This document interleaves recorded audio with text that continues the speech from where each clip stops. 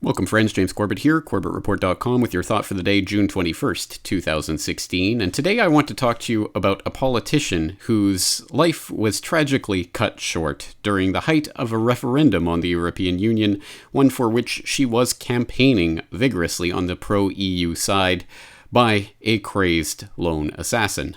But I'm not talking about Jo Cox, I'm talking about Anna Lindh. Yes, as people who have been following the topsy-turvy Brexit referendum in the UK may know by now, yes, Jo Cox was murdered over the weekend, as I'm sure we've heard many times from the mainstream media, by someone who was shouting about Britain first and clearly a crazy pro-Brexiter who was crazed about her pro-EU stance. But despite all of the holes in that story, let's just focus on the fact of the eerie coincidence, the eerie similarities between Jo Cox's story and that of Anna Lindh. And for those who don't know it, it is being reported even a little bit in the mainstream media that's just cocking an eyebrow and calling it weird that this coincidence is happening. But yes, just 13 years ago in Sweden, basically the exact same thing happened, and we can get that from many different places. We'll get it here from SputnikNews.com. History repeating, Cox's death gets Swedes to remember Lindh and Palm. Labour MP Jo Cox died after being shot and stabbed multiple times after a constituency meeting in West Yorkshire. The murder may become a turning point in the Brexit campaign and provide the UK vote on continued EU membership with an unexpected denouement. Remarkably, the Swedish vote on the euro in 2003 was tarnished by the murder of then Foreign Minister Anna Lindh of the Social Democrat Party, which was carried out in a similar way and under similar circumstances. Anna Lindh was stabbed to death on September 13, 2003, in the final stretch of the pro-Euro campaign, preceding a referendum on joining the Eurozone. The murderer was a young man named Mihailo Mialovic. Born in Sweden to Serb parents, Mialovic was still troubled by the Yugoslav Civil War, where Lindh had a definite and anti-nationalist view. Despite the fact that the murder of Anna Lindh was never classified as a political act, Mialovic admitted he felt hatred for all politicians, Swedish and Serbian alike. Well, very interesting. So, yes, the mainstream media is noting the similarities, but just kind of cocking an eyebrow. It is interesting to note that in the case of Sweden, they went on to hold that referendum, and in fact, they still went ahead and the anti-EU side won in that case. Sweden did not join the euro currency, so it still uses the kroner.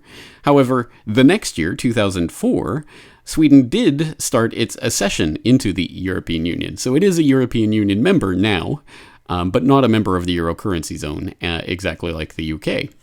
So, very interesting coincidences, and, well, it remains to be seen exactly how this is going to play out, but the headlines are already screaming that, in fact, the pro-Remain side is pulling ahead as a result of these latest developments. You can find out more about this and, in fact, all of the Brexit developments in our Brexit Open thread on CorbettReport.com, where we talk extensively about the Anna Lindh case and Jo Cox and how it all relates.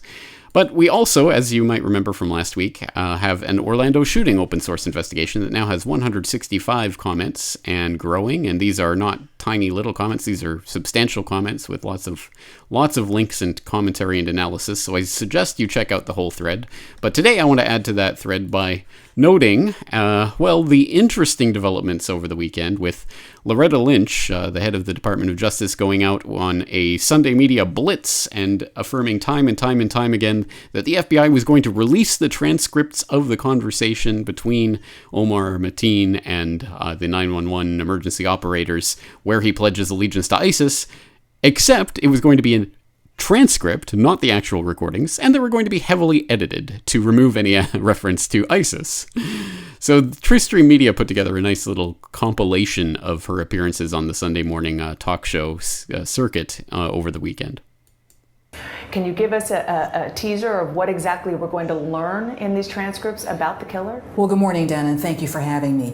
Tomorrow, we will be releasing a partial transcript of the killer's conversations from within the nightclub. Tomorrow, for example, we'll be releasing a partial transcript of the calls between the killer and the hostage negotiators the night of the attack. So tomorrow, we will be releasing limited transcripts of the killer's calls with law enforcement from inside inside the club so that people can, in fact, see the type of interaction that was had. So it will be a partial transcript of those calls. There were 3 calls, and we'll be releasing that partial transcript tomorrow. I say partial because we're not going to be, for example, broadcasting his pledges of allegiance. A partial transcript of his calls with the hostage negotiators. You say partial. What's being left out? Well, what we're not going to do is further proclaim this individual's pledges of allegiance to terrorist groups. The reason why we're going to limit these transcripts is to avoid re-victimizing those who went through this horror. We are trying not to re-victimize those who went through that horror. This will not be audio. This will be a printed transcript. But again, we're trying to get as much information about this investigation as possible, but we're not going to hear him make his assertions of allegiance and that. It's our goal to be as transparent as possible in this investigation, and we do want to be as transparent as possible in this investigation. Well, you can go on and continue watching the rest of that video. I think Truth Through Media did a good version here, capturing the Orwellian nature of that real media blitz that she went on, trying to proclaim this to everyone. It was quite amazing, just the way that was released to the public. And then, of course, there was a outcry. Why aren't they releasing the full transcript? So, on Monday, they just released the full transcript, which is interesting to me because clearly this seems like a psyop to me.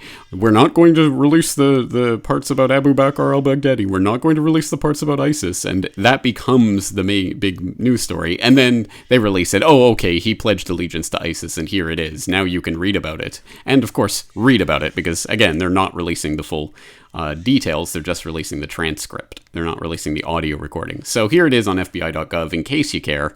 I'll put the link in the show notes so that you can go read it. Out of respect for the victims of this horrific tragedy, law enforcement will not be releasing audio of the shooter's 911 calls, nor will law enforcement be releasing audio or transcripts of the calls made by victims at the Pulse nightclub during the incident. But here you go. Here's the transcription. And of course, you can trust this as far as you can throw it, I'm sure. And of course, there are parts of it in Arabic, which is odd for an Afghan, but there are parts of it in Arabic that have been magnanimously translated for you by the FBI. So not only are they transcripts of the phone calls, they're obviously not what was actually said. So again, so many layers towards this. But as I say, I think the psyop here is we're not going to show that his pledge of allegiance to ISIS. We're not going to show that. We're not going to show that. And of course, then that becomes the big talking point. And then they release it and oh, here it is. Okay, yes, he pledged allegiance to Abu Bakr al-Baghdadi of the Islamic State. There it is. So it's clearly ISIS-inspired Islamic terrorism, and it feeds back into the whole propaganda of the entire war on terror narrative that this is not in any way manipulated by the intelligence agencies that always have their fingers in every single terrorist pie that pops up. No, it's all these crazed lone shooters who suddenly out of nowhere grow out of the soil and pledge their allegiance to the Islamic State. So I think this is just a psyop to further the real main thrust of this narrative. And again, it works on either side of the political spectrum. The left get to go on their anti-gun parades, and the right get to go on their anti-Muslim parades, and no one at all talks about the FBI connections to this case, except, of course, the people in the Orlando shooting open source investigation thread. So there are links, as I say, talking about the connections of Mateen himself and his father to the intelligence agencies and what that might mean. So I think that's really the excluded part of all of this. And on a lighter note, I guess, if there is any light note here, you might remember my video last week just announcing this open source investigation into the Orlando shooting. I mentioned that it turned out Mateen was a registered Democrat, so I mentioned in passing, I wonder if he was going to vote for Hillary. Well, actually, we apparently now know this from a Washington Post article by Mohammed Malik. I reported Omar Mateen to the FBI. Trump is wrong that Muslims don't do our part. Well, just go here and Control F Hillary. We talked about the presidential election and debated our views of the candidates that were running. He liked Hillary Clinton, and I liked Bernie Sanders. So we literally have, according to the official story, this is the actual official story of this shooting, a gay Muslim Democrat Hillary supporter committed this mass shooting, according to the mainstream narrative. Oh boy, that's all, folks. James Corbett, CorbettReport.com.